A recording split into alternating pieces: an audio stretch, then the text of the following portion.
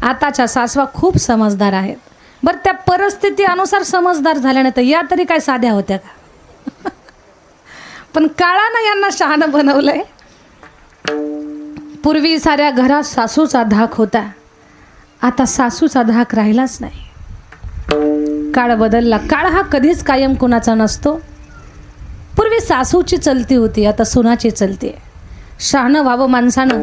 2024 मध्ये या 20व्या शतकात प्रत्येक कीर्तनाला बसलेल्या सासूला माझे हात जोडून विनंती आहे, भाग्य समजा. सासू होणंच हे भाग्य आहे. आता होतच नाही लवकर सासू. सून आली तरच सासू होणार, तशी कशी होणार? इकडून तिकडून सासू झाली बाई तर बिचाऱ्या सासूनं सुनबाईला ढुसपूस करायचं नाही, तिला टाकून बोलायचं नाही, तिला पाण्यात पाहायचं नाही. सुनबाईच्या माहेरचे आल्यानंतर रात्री 2 वाजता उठून त्यांच्या पिशव्या तपासायच्या नाही.